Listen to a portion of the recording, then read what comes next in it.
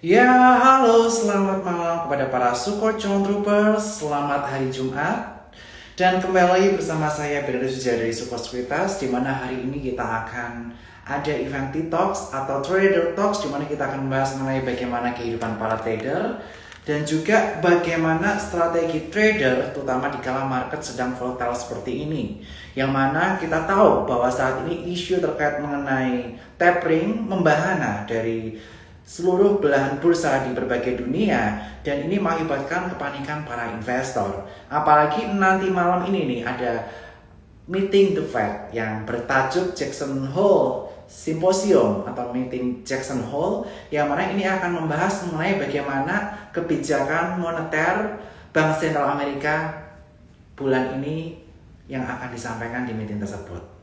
Oleh karena itu, sambil kita menunggu meeting dari Jackson Hole Symposium yang nanti malam ini akan membahas mengenai tapering, nggak berlama-lama lagi kita akan bahas barang sahamologi, yaitu Om Luk, mengenai prediksi IHSG depannya seperti apa, dan apakah ini menjadi peluang emas kita untuk masuk juga ke saham blue chips. Karena kita telah melihat beberapa saham blue chips seperti BBRI telah berada di support kuat di area 3.800.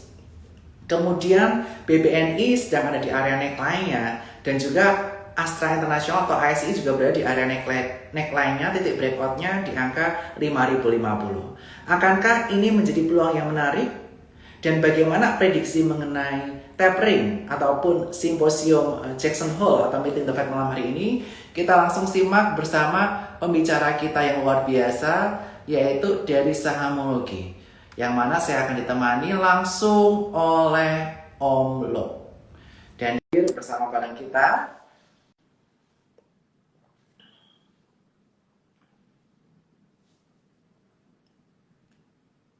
Ya, halo, selamat malam Om Luk.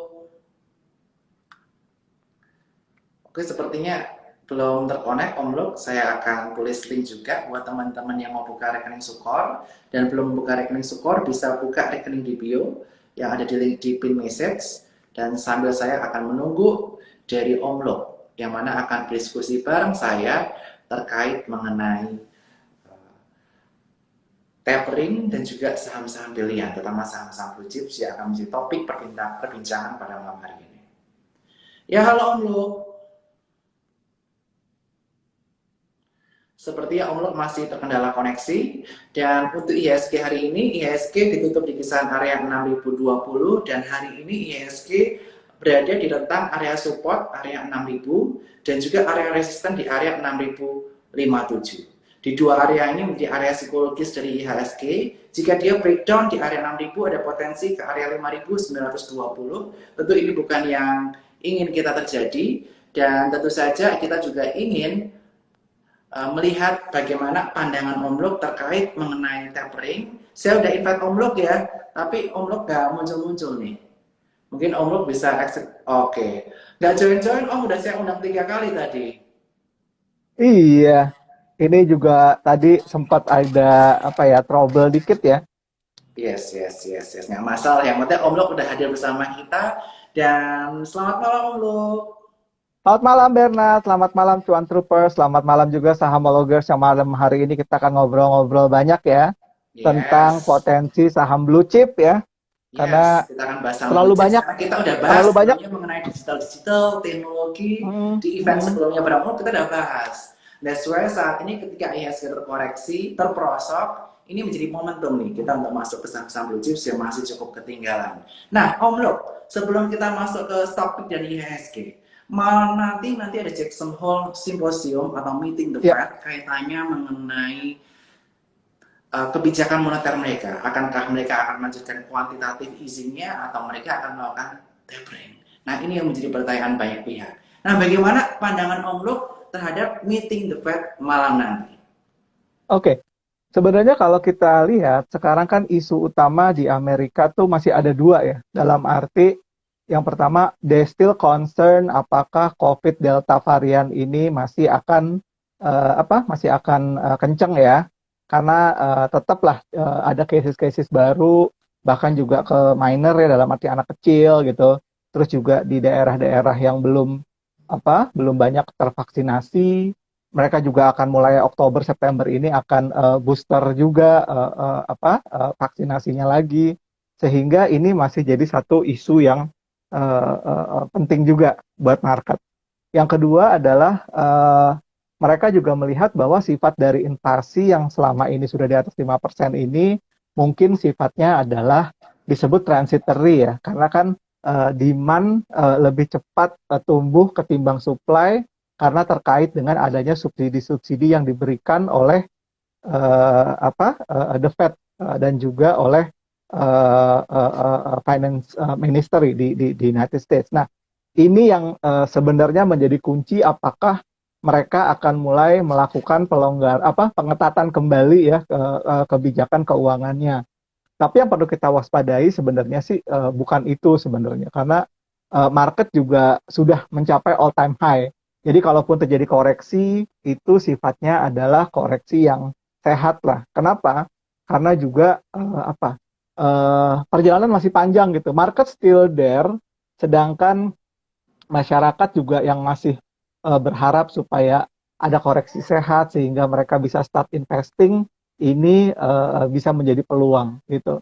Terkait dengan Jackson Hole meeting yang di Wyoming, sebenarnya ini kan kegiatan rutin ya, kegiatan rutin untuk menentukan arah kebijakan ekonomi Amerika Serikat. Makanya gubernur-gubernur Federal Reserve dari semua negara yang memang ada Federal Reserve Offices-nya ini, mereka berkumpul untuk melakukan simposium.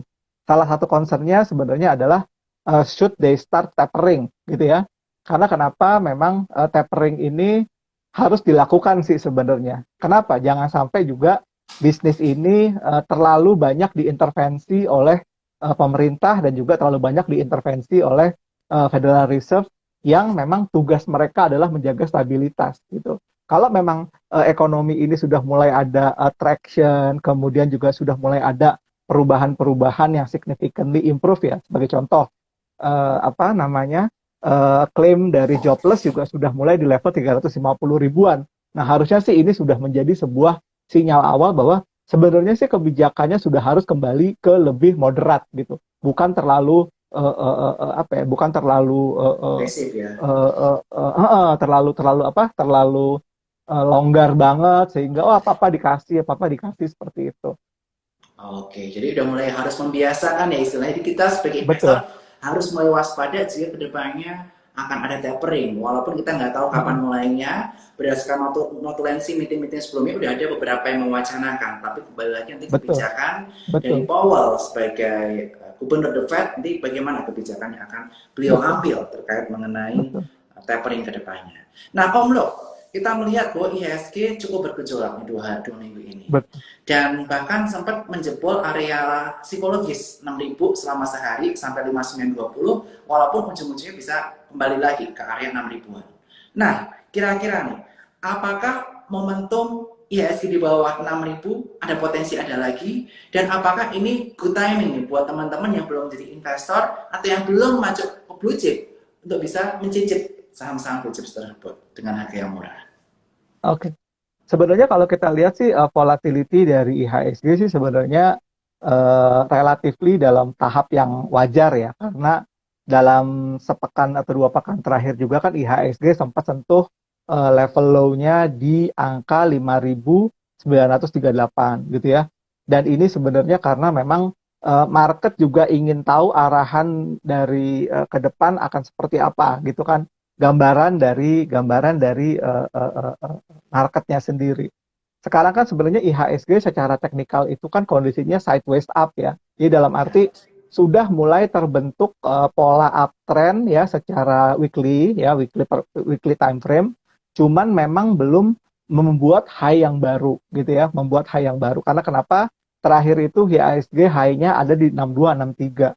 Nah, menurut saya sih kondisi ini harusnya tetap being optimistic aja. Karena kenapa? Memang biasanya September Oktober ini kondisi dari IHSG itu cenderung untuk sideways atau cenderung untuk koreksi-koreksi ringan. Ya, jadi jangan dilihat sebagai sebuah hal yang terlalu menakutkan gitu loh. Apalagi kalau lihat kondisi tapering sekarang dengan dulu mungkin agak sedikit berbeda ya. Karena kan kalau dulu memang kondisi tapering ini terjadi karena memang marketnya mengalami masalah di financial institutionnya. Kita tahu ya, ada gejolak-gejolak kayak Lehman Brothers, ada krisis-krisis seperti itu, which is adalah krisis di sisi supply ya, supply dari financial community. Sedangkan kalau sekarang kan memang lebih ke arah dari sistemik karena terjadinya pandemi, sehingga action yang dilakukan oleh pemerintah dan juga oleh Federal Reserve saat ini actionnya itu 4 kali lipat lebih banyak dari kondisi pada saat financial crisis, ya. Itu dari sisi US marketnya sendiri. Sedangkan dari sisi Indonesian market sendiri, memang kalau kita lihat sekarang ini dengan semakin tumbuhnya minat investasi, kemudian juga pemerintah juga punya komitmen bahwa mereka mengeluarkan surat berharga negara, tetapi juga bank sentral kita juga punya kemampuan untuk membeli, gitu ya, dan juga retail dan institusi di dalam negeri sudah punya kemampuan untuk membeli, sehingga apa? Tidak terjadi capital flight yang tinggi gitu loh. Berbeda dengan kondisi tapering zaman dulu gitu ya. Pada saat zaman dulu terjadi tapering periode sebelumnya gitu. Periode sebelumnya mungkin kondisi marketnya juga waktu itu kan juga Indonesia belum masuk ke kategori investment grade ya. Pada saat yang periode tapering yang ketika krisis yang dulu. Sekarang sudah masuk gitu. Artinya apa? Investor asing juga lebih confident terhadap market kita. Plus ada kelebihan likuiditas dari perbankan-perbankan dan institusi di Indonesia, sehingga apa? Mereka cukup kuat untuk menjadi tuan rumah sekarang di surat-surat berharga negara kita, gitu. Jadi harusnya sih nggak terlalu berpengaruh ya. Kalau berpengaruh sih akan ada ya. Kayak kemarin lah contoh, IHSG terkoreksi setelah tahu bahwa Korea Selatan, Bank of Korea mulai menaikkan suku bunga, gitu ya. Tetapi kan pemerintah kita atau bank Indonesia itu tidak serta-merta menaikkan suku bunga, justru menjaga di level yang sama tapi tidak menurunkan juga gitu. Artinya apa? Tetap prudensial gitu, tetap prudent gitu loh dalam mengambil kebijakan. Oke. Gitu. Jadi menurut aku sih taperingnya sih oke-oke aja lah, nggak terlalu jadi khawatir. Oke aja. Apalagi saat ini institusi lokal jauh lebih mendominasi ya market secara Betul, keseluruhan, di mana kita udah di betul. angka 55% domestik, 45% asing. Di mana ini kebalikannya di tahun 2015, di mana asing itu di kisaran area 60 sampai 65%, tapi sekarang udah berbalik, di mana masyarakat dalam negeri mendominasi market Indonesia, sehingga harusnya dampaknya tidak terlalu signifikan ya Om Lok ya. Iya, betul. Oke, nah sekarang kita akan bahas mengenai kebijakan domestik nih Om. Kita melihat nih, Korea Selatan udah mulai menaikkan suku bunganya dari 25 pips ke 75 pips. Menjadi negara Asia pertama yang menaikkan suku bunga. Nah kira-kira Indonesia akankah menyusul dalam waktu dekat ataukah masih belum Om? Menurut pandangan Om? Kalau menurut aku sih belum terlalu jadi sesuatu yang mengkhawatirkan. Kenapa? Karena kemarin juga ketika Presiden Jokowi bicara dalam kabinet juga mereka bilang saat ini yang menjadi isu adalah inflasi masih rendah, gitu loh. Jadi dalam arti kalau nanti misalnya inflasinya sudah mulai tick up, mungkin baru oke lah pemerintah kita atau bank sentral untuk menaikkan suku bunga. Tapi kalau misalnya inflasinya juga masih flat aja seperti sekarang dan belum kena target, harusnya ini masih menjadi ruang buat bank sentral untuk tetap menahan suku bunganya, gitu ya.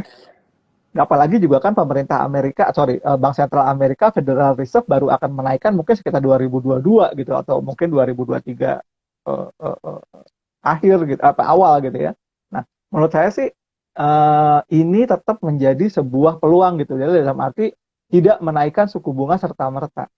Apalagi yang terjadi saat ini kan sebenarnya dari sisi suku bunga sendiri pihak bank juga sebenarnya tidak menurunkannya secara signifikan gitu loh sejak gradually bank sentral menurunkan acuan gitu ya, mereka juga tetap menahan suku bunga kreditnya, tetapi suku bunga savingnya yang dia pangkas gitu loh. Jadi menurut saya sih tetaplah suku bunga ini tidak terlalu menjadi hal yang mengkhawatirkan untuk domestik, karena kenapa? Inflasi di kita masih cukup rendah. Bahkan mungkin inflasinya nggak kemana-mana gitu. Harusnya kalau kita mengacu pada mungkin di negara-negara maju, inflasinya sudah mulai hitting gitu ya, sudah mulai ada transitory. Di sini belum ada sama sekali. Yes. Wow, jadi istilah Indonesia ini peluangnya masih minim ya, karena kita melihat bahwa PPKM Ah, masih ada, dan yang pasti terkait dengan inflasi tadi, inflasinya belum sesuai target dari pemerintah, itu yang penting. Dan tentu saja betul. buat teman-teman, kita akan membahas mengenai saham segera nih, dan sebelumnya jangan lupa untuk follow Sahamologi untuk mendapatkan info terkait dengan Sahamologi. Dan jika ingin mendapatkan gratis Tetra Saham, teman-teman bisa buka rekening eform.sukosekuritas.com di link bio, dan kode dari Om Luk adalah Cisangka 1. Nah, oke, selanjutnya Om Lo, kita akan membahas ke sektoral. Kita melihat Mm-mm. bahwa banyak sektor-sektor utama di penggerak IHSG seperti saham perbankan dan lain sebagainya masih cukup lagging dibandingkan dengan IHSG-nya itu sendiri. Terbukti dengan LQ45 yang punya cukup signifikan year to date dibandingkan dengan IHSG yang sebenarnya cukup solid di atas sana.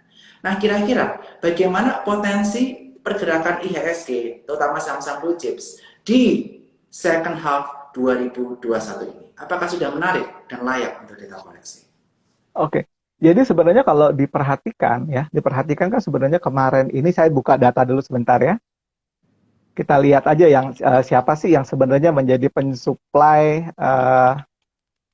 kenaikan di IHSG tahu apa sepanjang year to date ya. Jadi kalau kita perhatikan adalah banyak kondisi di mana dalam 6 bulan terakhir yang mensupport IHSG ini kan sebenarnya saham-saham dengan kapitalisasi menengah gitu ya. Saham-saham kapitalisasi menengah seperti sebentar saya buka dulu. Eh,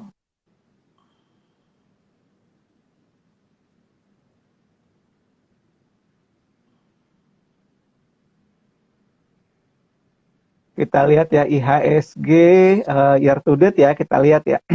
Jadi kalau kita lihat kan sebenarnya selama ini kondisi dari IHSG ini dalam kondisi year to date itu pensupport utamanya adalah justru saham-saham yang kalau teman-teman mungkin pernah dengar kondisi saham-saham lucu-lucu ya. Jadi Yes. kayak Arto, DCII, MTEK, Bank, Tebik, Agro, DMMX, BBHI, Bina, AMRT seperti itu ya. Jadi saham-saham lucu-lucu. Bahkan kayak kita ambil contoh sepanjang tahun 2021 ini saham seperti Arto sudah mensupport IHSG 147 poin ya. Wow. Lalu DCII 107 poin. Nah, saham-saham yang menekan IHSG justru saham-saham yang terkategorinya seperti blue chip ya. Kita lihat ya, paling paling paling dahsyat itu adalah tekanan terhadap Unilever ke IHSG.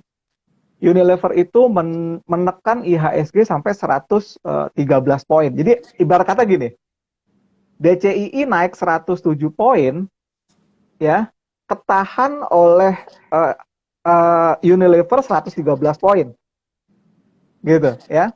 Lalu kita lihat juga ada HMSP. HMSP itu juga menekan IHSG sampai 57 poin, sampai 58 poin.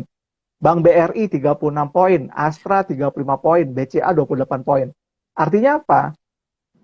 Masih ada struggle dalam arti kenaikan dari saham-saham yang lucu-lucu tadi atau saham-saham small small mid cap ini itu tidak serta merta diiringi oleh juga blue chip. Jadi Oke. mungkin terjadi apa ya? Terjadi swap dari dananya ke situ. Nah, ini yang membuat IHSG itu going nowhere ya. Naik turun, turun naik, naik turun, naik turun gitu ya seperti itu. Yes. Nah, ini yang sebenarnya jadi peluang. Ketika nanti mungkin ya, karena kan kita tahu nih saham-saham kayak Arto, DCII, bahkan MTEK sendiri sudah terkoreksi cukup jauh ya sampai berapa poinnya dari level tertingginya sekarang. Bahkan yang udah beli MTEK juga sekarang udah banyak yang curhat gitu kan. Om gimana nih nyangkut MTEK gitu ya. Nyangkut MTEK di 3.000, sekarang di 2.100 kan udah hampir terpangkas setengahnya gitu ya. 2.960 beli MTEK, sekarang MTEK ditutup di 2.100. Nah, kenapa? Jadi memang mereka sekarang kondisinya adalah sudah dalam kondisi terkoreksi dari level tertingginya.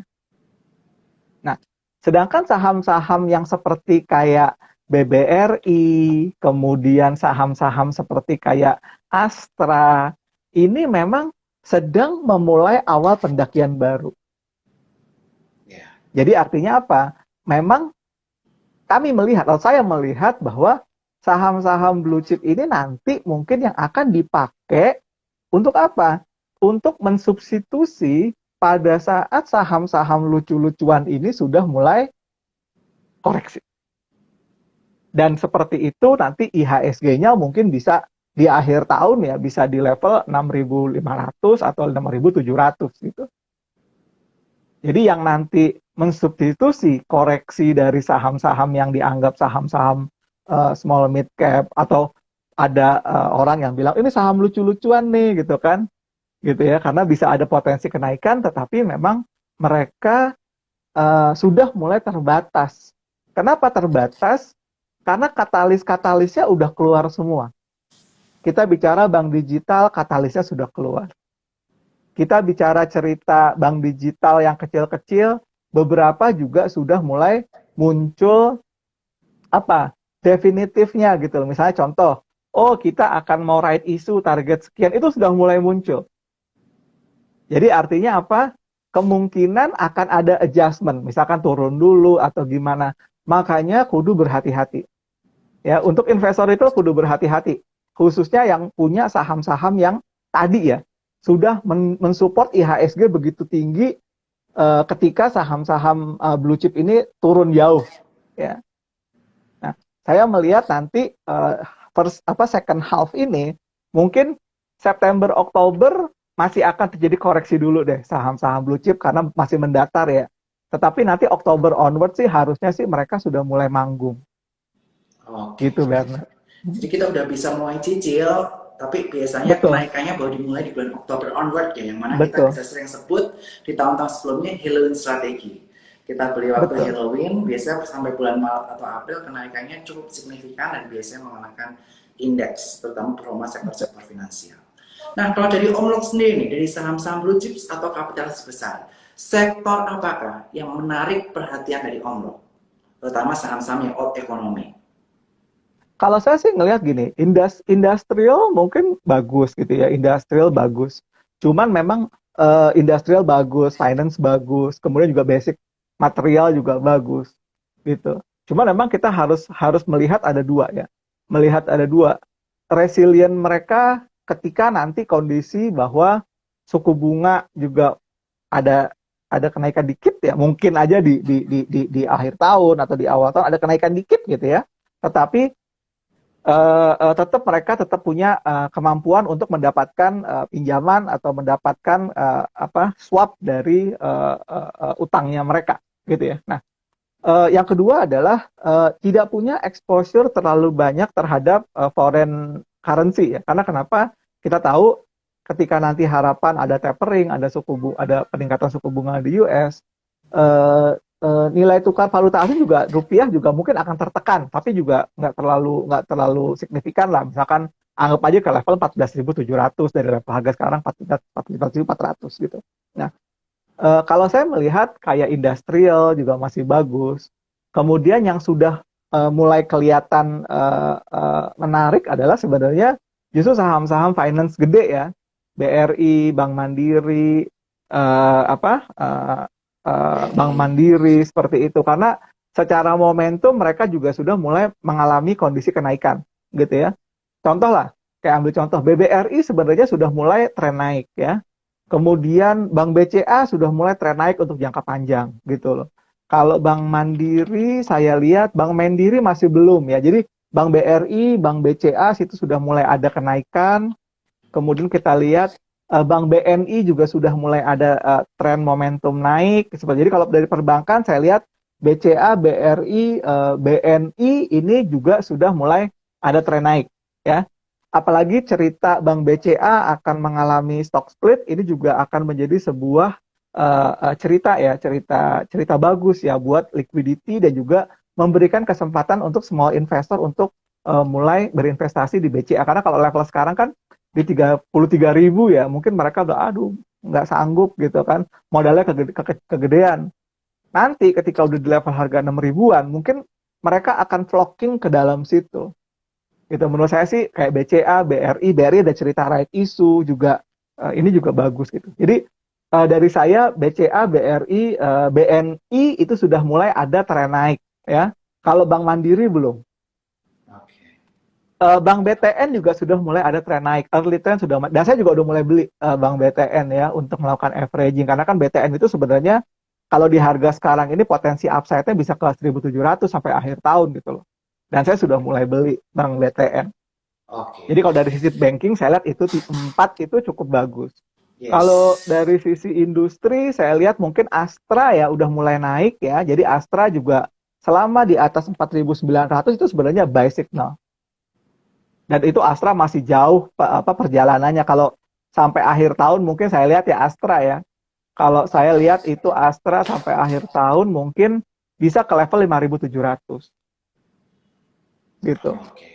Jadi kita bisa melihat dari sektor perbankan yang mana kita melihat PPKM mulai relaksasi levelnya turun dari 4 ke 3. Tentu saja orang-orang mulai berani melakukan ekspansi bisnis, pertumbuhan kredit juga diharapkan meningkat. Perbankan juga udah mulai membentuk reversal pattern ya, terutama BPNI, Betul. mudah-mudahan ditunjang bank yang lain juga. Kemudian Asa Internasional Otomotif, di mana kita melihat bahwa pertumbuhan penjualan mobil di semester 1 2021 itu meningkat cukup signifikan di kisaran 60-70% dibandingkan dengan tahun sebelumnya. Dan saja kita akan tanyakan juga nih Om Luk kepada saham-saham lainnya. Dan juga buat Ya. cuan Rupers nih yang mau nanya ke Om Luk mengenai potensi suatu sektor, kita akan bisa bahas di Q&A. Teman-teman jangan tulis, jangan lupa tanya di Q&A supaya pertanyaannya nggak skip, nanti kita akan pilih bersama pertanyaannya. Nah, Om Luk, saat ini kan kita melihat mall sudah mulai buka, kita udah bisa ketemuan di mall waktu itu, udah bisa belanja, shopping, dan lain sebagainya. Mm. Dan juga kita melihat bahwa levelnya udah diturunkan dari 4 ke 3. Dan mall udah mulai banyak aktivitas. Nah, bagaimana dengan kaitannya saham-saham yang terkait mengenai mall? Seperti misalnya Oke. properti yang menyediakan mall, seperti Pakuan maupun SMRA, serta kaitannya mengenai retail yang mana LPF sudah mengalami kenaikan cukup signifikan duluan karena ada pergantian komisaris dan juga MLPL masuk plus di LPPF ada kenaikan earnings di first half-nya dan juga saham-saham retail lainnya. Silakan. Kalau untuk sektor properti ya, saya lihat Pakuan saya lihat itu sudah mulai ada tren naiknya. Pakuan sudah ada tren naik, mungkin dia bisa mulai akhir tahun mungkin atau mungkin tahun depan sudah mulai ada di atas level 505 sampai 530 ya. Jadi kalau misalkan beli sekarang di harga 430-an ini harusnya punya potensi 70 kenaikan 70 rupiah sampai dengan 100 rupiah gitu ya. Jadi memang Pakuan ini menurut saya cukup cukup cukup oke ya. Apalagi dia juga baru acquiring 2 mall dari Hartono Mall ya yang ada di Jogja Yes. sama yang ada di Solo seperti itu. Dia juga cukup kuat di Surabaya, cukup kuat di Jakarta, di mana di 3-4 kota utama Indonesia saat ini Jakarta, Surabaya, Semarang, dan Bandung ini kan juga sudah mulai ada relaksasi untuk orang bisa masuk ke mall. Kemudian kalau saya lihat itu Pakuan ya. Yes. Kalau saya lihat SMRA juga sudah mulai ada tren naik gitu ya. SMRA juga sudah mulai ada tren naik dan harapannya sih selama harganya di atas 750, hopefully akhir tahun mungkin mereka bisa sampai ke level harga 850, 880 sampai harga 900 gitu loh. Jadi masih ada room ya buat kita di saham kayak Sumarekon. Kemudian kalau kita lihat CTRA belum ada tren naik gitu ya, belum ada momentum. Saya lihat sih wait and see dulu deh kayak CTRA. Kalau BSDE juga sama. Jadi kalau saya lebih bullish ngelihat ke SMRA sama ngelihat ke Pewon gitu. Oke. Kalau untuk Itu saham kalau retail dari sisi bagaimana Om Luk? kalau saham retail sih sebenarnya gini. Kalau saham retail RALS itu belum ada momentum naik ya. Nanti mungkin akan ada saatnya gitu ya. Kalau LPPF memang dia sejak awal tahun, sejak awal ini sudah naik cukup tinggi ya. Nah, agak tricky kalau yang LPPF ini karena LPPF ini mungkin karena dia kan juga sudah mulai testing level area 2750. Menurut aku sih LPPF akan koreksi. Menurut aku ya, LPPF akan koreksi karena kenapa? Kondisinya memang dia dalam kondisi uptrend. Nah, kecenderungannya gini ya. Ketika orang dalam kondisi, oh ini saham udah naik cukup tinggi, ada satu saham yang misalnya let's say baru memulai kenaikan, maka mereka akan cenderung untuk melihat saham yang baru mulai kenaikan gitu. Jadi LPPF kayaknya sih menurut aku sih bakal koreksi dulu gitu ya, akan koreksi dulu. Mungkin akhir tahun mungkin dia steady di atas 2.800. Kecuali ada significant insight yang bisa membuat mereka bergerak tinggi. Lalu kalau saya lihat MAPI ya, kemarin kan MAPI banyak dipom-pom orang terkait dengan Subway ya. Upway, yes. Menurut aku sih Subway itu nggak mencerminkan Indonesia menurut aku sih. Dalam arti gini, how many people eat sandwich gitu loh di Indonesia gitu loh. Apalagi juga kan sekarang alternatively ya, uh, mereka juga sudah punya Burger King gitu ya. Mereka juga udah punya Starbucks, which is Starbucks also sell sandwiches gitu loh. Jadi menurut aku sih hype dari Subway itu apa ya, it's too much lah untuk negara-negara yang populasinya majority is eating rice gitu loh ya. Agree. Tapi menurut aku sih MAPI tetap punya kans karena saat ini MAPI sudah mulai ada tren naik ya. Jadi selama di atas 670 sih MAPI harusnya tetap a buy signal dengan target mungkin paling paling paling ini ya, paling paling simple itu targetnya MAPI itu mungkin saya akan ngelihat dia itu mungkin targetnya sebentar. Targetnya MAPI itu mungkin bisa ke levelan di 785 sampai 800 di akhir tahun ya. Jadi masih ada potensi lah kalau beli di 670-an sampai ke 785, 850 sih bisa. Gitu ya. Itu kalau MAPI. Kalau RALS belum ada ini, kecuali dia nanti udah stabil di atas 620 mungkin akan menarik. Setelah di atas 630 saya bisa punya potensi kalau misalnya lihat RALS itu mungkin bisa ke 760 sampai 800 gitu. Itu RALS. Jadi RALS MAPI itu sudah bisa jadi inceran gitu ya. Kalau LPPF to be honest sih menurut aku sih koreksi dulu deh kayaknya Yes, dia, karena dia betul. udah rally terlalu tinggi. Yes. Dan hari ini betul LPPF sempat break 2580, break out resistennya. Betul. Tetapi ujung-ujungnya ekornya panjang banget karena karakteristik dari Betul. LPPF satunya ekornya panjang. Dia menyentuh tertinggi 2880, tapi akhirnya kembali lagi di bawah 2580. Ini Ya. ada potensi dia mengalami koreksi terlebih dahulu. Dan kemudian Om Lok, sebelum kita ke Q&A, kita akan bahas sektor-sektor ekonomi lagi, terutama kaitannya Betul. mengenai batu bara dan juga CPO. Yang mana harga batu bara udah di atas 170 USD per ton, kemudian CPO udah sempat menyentuh 4.500 Malaysia Ringgit per tonnya, kuartal 2-nya CPO bagus, potentially coal juga bagus saham-sahamnya. Bagaimana pandangan Om Lok terkait mengenai saham-saham out ekonomi ini? Kalau saya lihat sih sebenarnya kan apa namanya komoditi ya, dalam arti apakah energi komoditi, apakah energi yang terkait dengan CPO, ini kan tetap jadi major driver ya buat ekonomi Indonesia. Cuman yang terjadi adalah memang saat ini market itu tidak serta-merta menjalankan sesuatu itu sesuai dengan harapan kita ya. Karena kenapa?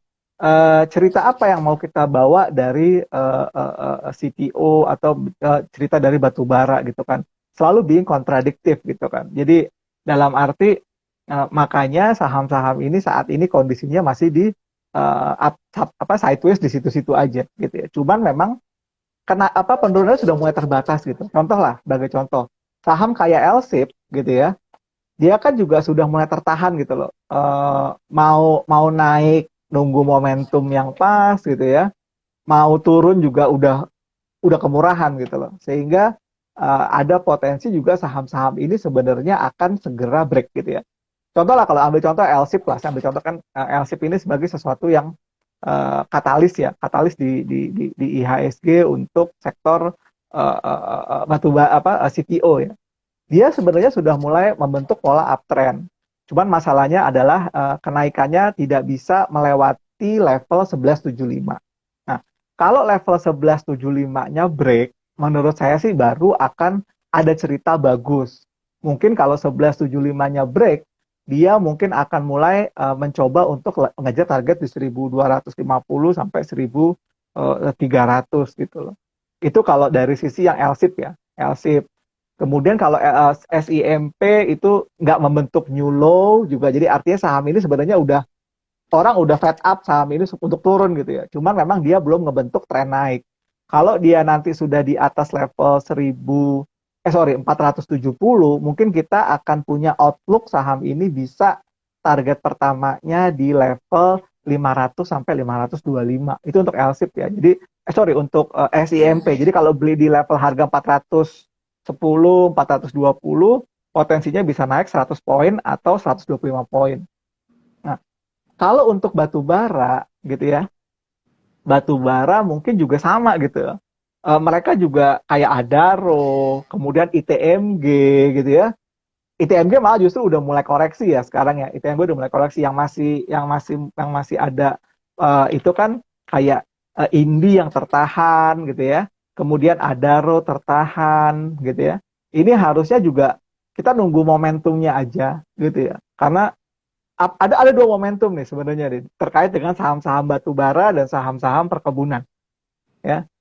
Mungkin nanti yang akan jadi penggerak, teman-teman bisa tunggu aja ceritanya atau bisa lihat aja nanti siapa saham yang akan dibeli oleh LKH. Karena kan LKH sudah bilang nih, saya akan membeli wonderful company dari perusahaan batu bara, perusahaan perkebunan, perbankan. Dari hasil profit penjualannya dia, seluruh sahamnya di MBSS yang merugi selama 3 tahun berturut-turut. Ya. Jadi menurut saya sih cari aja saham-saham tadi ya, batu bara, kemudian bank ya, sama saham-saham apa? Perkebunan yang under value itu aja. Kalau menurut saya sih, kalau yang saya lihat under value sekarang Adaro mungkin masih under value gitu kan. Mungkin Indi mungkin under value, saya nggak punya RTI di dekat saya, mungkin bisa dicek gitu ya. Cari aja yang book value-nya rendah gitu, fair book value rendah.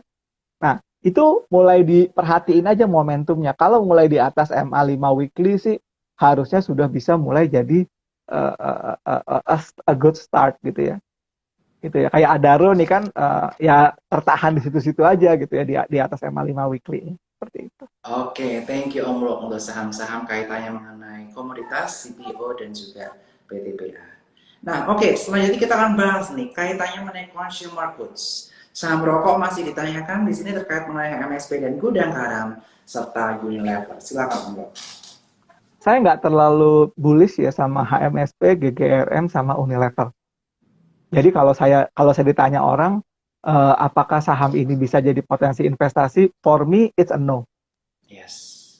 Karena Ya, sejak tahun itu 2018 kita melihat bottom line atau earnings dari perusahaan-perusahaan ini mengalami penurunan terus-menerus. Which is kalau ya, perusahaannya labanya mengalami penurunan, biasanya akan ditinggalkan oleh investor. Karena investor setelah betul. melihat value, mereka juga lihat pertumbuhan usaha dari perusahaan tersebut. Oke, Ya. kita akan lanjutkan ke pertanyaan selanjutnya. Kaitannya mengenai saham-saham pertawaran. Di sini ada Tebik dan mungkin nanti bisa bahas kalian mengenai TOR. Silakan. Sebenarnya kalau saya lihat sih, kalau saham kayak Tebik, Tower, ini kan, kalau dia bilang, saya nyangkut cukup dalam gitu kan. Sebenarnya kesalahan terbesar dari orang-orang yang berinvestasi di saham itu kan, satu, Bernard ya. Mereka berharap abis beli sahamnya terus langsung naik ya. Padahal mungkin momentum ketika dia beli, momentumnya udah mulai koreksi gitu ya. Gitu. Nah, kalau saya lihat sih Tebik sih justru, kalau saya personal ya, saya baru akan mau beli kalau dia misalnya nanti sudah mulai ada pola kenaikan gitu ya. Gitu ya, di atas 2.900 gitu ya, saya sih masih akan tetap beli gitu loh.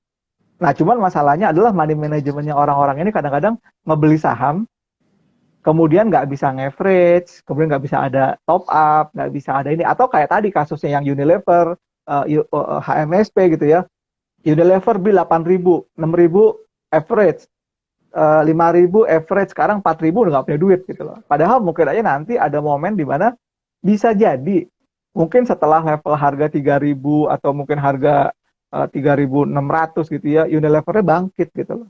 Tapi sekarang udah nggak bisa napas gitu. Nah, ini yang harusnya menjadi perhatian semua orang gitu, bahwa di saham itu kalian beli saham tujuannya untuk hidup lebih tenang, ya. Tetapi akhirnya kalian justru jadi lebih nggak tenang karena kalian nggak siapin ilmu dengan baik, ya. Nggak siapin ilmu dengan baik, nggak siapin duit dengan baik, ya. Kenapa orang kaya LKH itu bisa lebih sabar dalam berinvestasi? Karena duitnya dia banyak, gitu loh, ya. Nah, problemnya teman-teman nggak punya money management yang benar gitu loh. Sehingga ketika sahamnya nyangkut, akhirnya pusing. Padahal kalau kayak perusahaan kayak Tebik sih, menurut saya sih no issue. Kemudian kayak lihat kayak Tower gitu ya. Tower kan juga teman-teman yang mungkin udah beli di 1.600 mungkin kan udah ketar-ketir gitu kan. Beli Tower di 1.600, sekarang harga di 1.300 gitu ya. Udah turun Rp300 gitu. Mungkin udah pada ketar-ketir. Tapi menurut saya sih ya nanti akan ada momentumnya gitu loh. Untuk apa? Untuk beli balik gitu. Kalau kayak saya lihat sih, kalau kayak saham kayak Tower sih trennya masih cukup bagus ya. Gitu. Tapi kalau kalian mau saham-saham yang terkait dengan tower-toweran, menurut saya sih mendingan kalian beli Chen, ya. Chen Pratama itu menurut saya itu jauh lebih menarik karena kenapa? Mereka baru beli towernya Indosat. Kemudian juga mereka sudah mulai ada investor baru dari US gitu ya, yang investor asing. Harusnya sih Chen ini masih punya room gitu ya. Karena kenapa? Harga sekarang 350, ya. Saya bilang Chen ini selama harganya di atas 336, beli aja. Ya. Jadi kalau tower pilihan saya tetap Chen. Ya. Chen ya, Tower CNT. karena gini, ibarat kata gini, kalian punya modal ya. Beli Chen satu lotnya 35.000. Beli tower satu lotnya 130.000. Beli Tebik satu lotnya 290.000. Mending nggak meresikokan, beli aja Chen. Ya. Ya. Gitu. Jadi kalau untuk pertoweran sih saya sih masih lihat Chen ini lebih lucu ketimbang yang lain. Oke, masih lebih Dengan menarik cerita ya. dengan cerita dia habis beli towernya Indosat, kemudian juga Chen ini juga baru pengalihan kepemilikan dari Northstar ke investor barunya. Jadi Chen ini jauh lebih punya cerita gitu. Oke, Om Long. Jadi CNT ya. Siap, nanti kita akan bahas juga di saham pagi ini menjadi outlook baru buat kita saham JNT. Oke, selanjutnya kita akan bahas mengenai dua saham bank digital.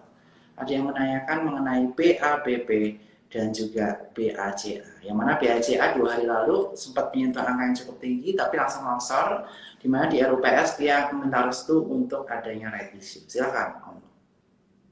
Kalau saya sih ngelihat kalau dari dua saham ini BACA sama BABP ya, saya berusaha untuk cari yang udah pasti-pasti aja deh right isunya gitu ya. Kayak BABP kan juga relatively lebih eager untuk mereka bertumbuh karena mereka punya media group, kemudian dia juga punya MNC Capital, ada Motion Trade, ada Motion Bank seperti itu ya. Jadi for me BABP relatively lebih punya story lah ketimbang BACA. Kenapa BACA saya lihat belum punya story kan karena kan gini, orang ini sekarang diombang-ambingkan oleh kondisi di mana uncertain gitu ya. Siapa sih yang mau jadi pengendalinya kalau nanti dia right issue gitu kan? Siapa sih nanti apa yang masuk? Apakah si A, si B, si C, si D? So you guys are betting on something unknown, ya. Ya, tidak kalian ketahui gitu loh. Berbeda ceritanya misalkan let's say kayak Bang Jago gitu ya. Oh, udah masuk si Gotonya gitu kan. BABPO sudah establish dari MNC Group-nya gitu kan. BACA menurut saya sih jangan dijadikan komponen investasi dulu, tapi jadikan aja komponen untuk tradingan dulu deh. Cuan bungkus, cuan bungkus, cuan bungkus. Kalau BABP kalian sudah bisa masukin sebagai investasi karena kenapa? Sudah ada light-nya, sudah ada ujungnya tuh udah mulai kelihatan. Cuman apakah ujungnya berhasil apa enggak itu tergantung gitu kan. Karena kenapa? Dari sisi MNC sendiri dia udah mulai kerja sama XL, kerja sama ByteDance, kemudian juga Motion Trade baru 2 hari yang lalu diluncurkan. Harapannya apa? RDN juga nanti bisa pakai motion bank kayak gitu. Kalau Yes. bakal menurut saya sih ya jangan dulu deh, mendingan Ekosistemnya masih jadi terbatas ya Om Lok ya. betul ekosistem masih terbatas. Kemudian juga yang kedua adalah masih uncertain gitu loh. Ini siapa sih yang mau jadi ini? Ntar dibilang si ini yang masuk, si itu yang masuk. Mending pasti-pasti. Yes. Kayak contoh, BBYP udah pasti, yang punya Alibaba gitu kan, udah Ya. pasti. Arto yang punya siapa? Gojek udah pasti gitu. Yang ini masih belum pasti. Jadi carilah sesuatu kalau untuk investasi ya. Carilah sesuatu yang udah pasti gitu. Iya, iya. Jangan yang belum pasti Oke, gitu. jadi tadi BBYP juga sudah dijawab ya. BBYP memiliki ekosistem Alibaba atau Aku-Laku yang Betul. udah cukup solid di Indonesia dan pertumbuhan growth-nya udah lumayan. Dan grup MNC tadi udah ada Motion Trade yang baru launching kemarin, kemudian nanti ada kerjasama dengan Excel, ByteDance yang merupakan owner Iya, dari TikTok, TikTok. yang TikTok Iya.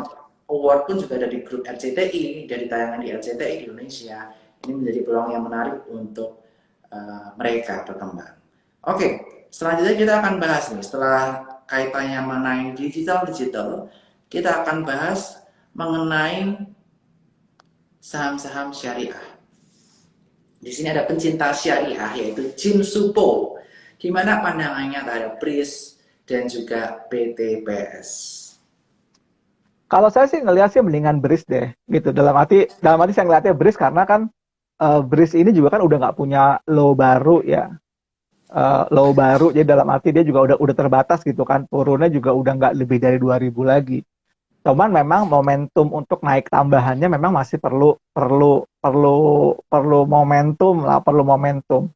Karena kenapa? Memang dia belum ada di atas 2220. Tetapi kalau saya lihat dengan dukungan dari pemerintah yang akan menginikan apa namanya masyarakat ekonomi syariah supaya lebih ada giginya, kemudian juga keuangan syariah juga lebih lebih bagus lagi. Ini akan jadi peluang. Apalagi berharap dengan adanya investor baru ya. Karena kan sekarang problemnya dari BRIS ini adalah mungkin dikaitkan dengan masih minimnya saham yang floating ya, floating masih minim gitu kan. Nah, untuk mensupport sampai ke level floating yang tinggi, sorry, yang lebih besar gitu ya. Mungkin kan mereka akan right issue atau apa gitu ya. Tujuannya apa? Untuk investor baru masuk. Apalagi kalau ada harapan kan investor dari Emirat Arab sama Saudi Arabia bisa masuk gitu ya. Nah, ini akan jadi sebuah cerita baru gitu loh. Ya, sebuah cerita baru buat BRIS. Saya sih ngelihat kalau misalkan investor Arabnya masuk gitu ya. Orang Arab kan gampang gitu ya ngomongnya gimana sih? Mau beli berapa nih harga BRIS gitu kan? Beli aja di Wahid Rial gitu kan. Saya sih punya optimisme ya. Satu satu saham BRIS itu setara dengan 1 rial gitu loh. Artinya 3.800. Kalau BTPS saya nggak ngelihat sih BTPS sih apa ya? Menurut saya sih walaupun udah mulai ada tren naik gitu ya, tetapi story-nya kayaknya udah mulai nggak ada. Ya Oke. kecuali mereka nanti mau ada story baru, misalkan apalah mereka tiba-tiba dibeli sama Goto atau apa, ya mungkin aja gitu. Cuman kayaknya nggak mungkin. Dan kita lihat ya, kan BTPS sama BTPN ini kan yang punya kan juga investor Jepang ya. Investor Jepang kan sekarang mungkin aja mereka tidak melihat valuasi ini sebagai sesuatu yang perlu dipentingkan oleh mereka. Kita lihatlah kasusnya Bang Danamon gitu kan. Ketika sudah dibeli sama investor Jepang kan sahamnya di situ-situ aja gitu. Nggak bisa sampai di unlock sampai ke level yang significantly. Yes. Karena Kalau mungkin Jepang teman-teman lebih fokus ke misalnya fundamentalnya ya Om Lok ya. betul betul dia nggak fokus di apa namanya nggak fokus di valuasi secara karena memang mereka kayak kita lihat ya saham-saham kayak Mitsubishi Financial itu juga di US makanya begitu-gitu aja. Iya, iya. Oke, Om Lok. Nah, selanjutnya, ini pertanyaan kedua terakhir terkait mengenai emiten media.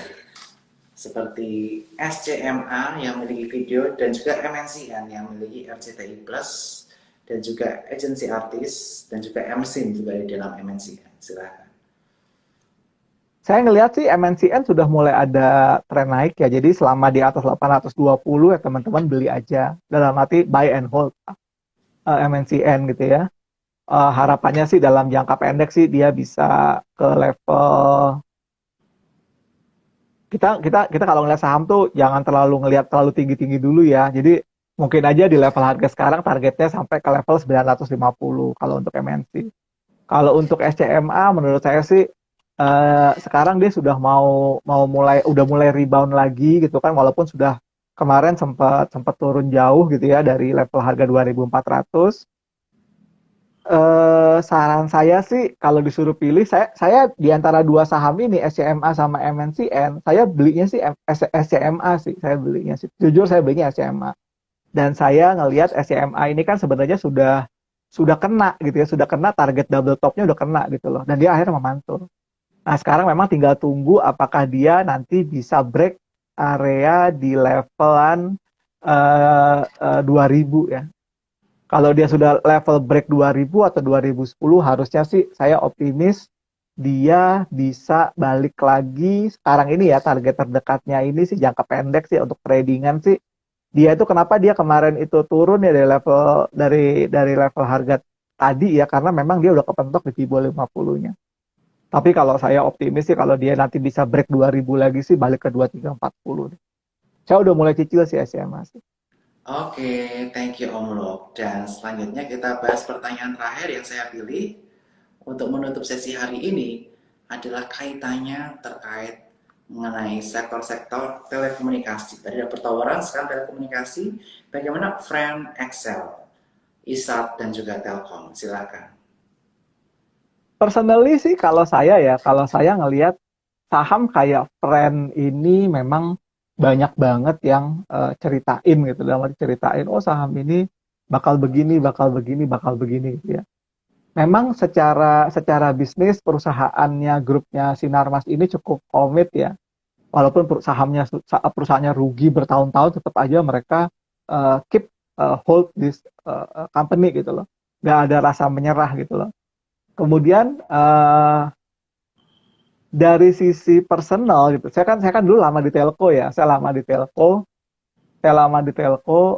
konsolidasi di sektor telekomunikasi ini akan penting banget, karena kenapa, resources juga terbatas, kemudian juga tingkat dari masyarakat Indonesia sudah memiliki nomor telepon atau nomor handphone ini juga sudah susah untuk mengakuisisi yang baru-baru gitu ya, sehingga mungkin kita hanya akan fokus ke perusahaan-perusahaan yang jadi market leader gitu ya. Entah siapa yang jadi market leader kan pasti udah jelas ya Telkom. Cuma kan Telkom ini too big lah, too big sehingga harus ada contender ya. Kontendernya cenderung punya harga saham yang memang lebih lebih lebih lebih lincah ya. Kayak Excel, Indosat itu harga sahamnya lebih lincah. Jadi kalau saya sih lebih lebih cenderung kalau teman-teman mau invest gitu ya, lebih lebih cenderung mau invest. Yang baru saja mulai naik itu kan sebenarnya Indosat ya. Itu bagus gitu. Cuman masalahnya Indosat harga udah 6 ribuan Ya. ya. Kemudian XL itu harga kan 2 ribuan. Nah, ini mungkin kalau orang berpikirnya gini kan. XL sama Indosat kan more or less hampir sama lah size-nya gitu ya. Sedangkan harga sahamnya yang satu 6.000, yang satu 2.600 gitu, which is half of it gitu loh. Mungkin kalau teman-teman merasa bahwa harga Indosat udah kemahalan, ya beli saham kayak Excel gitu. Karena kan juga lincah juga gitu harga sahamnya. Ternyata juga tetap naik gitu kan. Kalau Friend gitu ya, kalau teman-teman tahan dengan volatilitas, you buy Friend nggak masalah. Apalagi juga murah, harga sahamnya di bawah 200 perak gitu ya. Dalam arti kalau kalian memang tahan banting kayak ownernya Friend ya, which is adalah Sinarmas Group, yang tahan dengan tahan sahamnya rugi, perusahaannya rugi gitu, dia tetap bertahan gitu ya. Kalian bisa tetap lihat saham. Tapi jangan nanti komplain ya. Jangan komplain nanti, waduh Friend udah beli di 120 karena di harga 100 terus komplain lagi gitu ya. Karena memang karakteristiknya adalah saham ini extremely volatile. Kalau saya sih ngelihatnya saham-saham kayak Friend gini sih cenderung untuk tadi cuan bungkus. Jadi saham yang Jadi saham yang you only buy when you see opportunity untuk naik jangka pendek, ya. Kemudian kalian jual setelah kalian ngerasa bahwa saham ini sudah mulai ada apa ya, bandarmologinya udah mulai nggak enak seperti itu. Oke, Om Lok. Tapi bukan sebagai company yang harus kalian keep ya. Kalian keep menurut saya sih friends sih enggak sih. Karena Oke. sangat sulit lah di bisnis telekomunikasi ini untuk masuk ke tiga besar itu sulit sekali. Jadi tiga besar mungkin hanya akan ada Indosat, Telkom, Tel, Indosat sama Excel itu aja. Itu yang buat diinvest. Tapi kalau buat lucu-lucuan gitu ya, buat cari cuan bungkus ya, friend is the stock you buy, profit, sell, buy, profit, sell.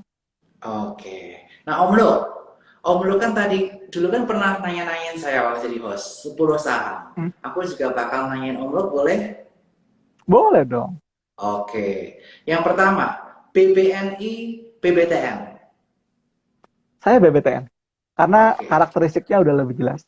Oke, BBTN Mortgage ya. bank. Kedua, ASII, IMAS. Saya lihat ASI sih. ASI, oke. Ketiga, PTBA, Adaro. Saya lihat Adaro. Yang keempat, BABP atau BBKP. BBKP. Yang kelima, SEN atau TP. Ya. Yang keenam, LSIP atau DSNK. LSIP. Ketujuh, SAME atau BMHS. BMHS. Kemarin soalnya Puput habis lahiran di situ. Puputnya Ahok. Terus yang kedelapan, BRIS atau PNBS. Pastilah BRIS. Saya invest di BRIS. Yang kesembilan, BJDM atau BJBR. Karena saya kuliah di Bandung, BJBR dong. Wah. Dan pertanyaan terakhir, kaitannya mengenai saham-saham teknologi. DMMX atau Mcash? Ini berat. Saya pernah kerja di situ soalnya. Nggak boleh sebutin ya kamu ya. Nggak dong. Sebutin dua. Kalau saya bilang sih dua-duanya. Tapi kalau misalkan saya punya apa, saya punya DMMX. Oke, sekali lagi terima kasih Om Lok buat malam hari ini. Kita seru-seruan aja malam hari ini. Mudah-mudahan bisa membawa teman-teman di weekend menunggu Jackson Hole Symposium bisa menjadi lebih tenang, tercerahkan. Karena kita sebagai investor maupun trader kita fokus pada konsistensi profit jangka panjang. Jangan FOMO, atur trading plan, investment plan, dan tentu saja jangan lupa buka rekening Sukor di ifom.sukostas.com yang ada di link bio. Dan Om Luk sering posting juga tentang Sukor, di mana Om Luk ada kode referral tersendiri yaitu Janto 1 untuk bisa bergabung dengan Tetra Saham. Dan nanti kita juga bikin webinar lagi Om Luk khusus member-member Sukor di Tetra Saham. Saya bakal langsung di sana dan analis-analis yang pengen dipanggil kita ready Om Luk. Oke, thank you Bernard. Thank you buat semua cuan troopers dan travelogers ya. Bye bye. Bye bye.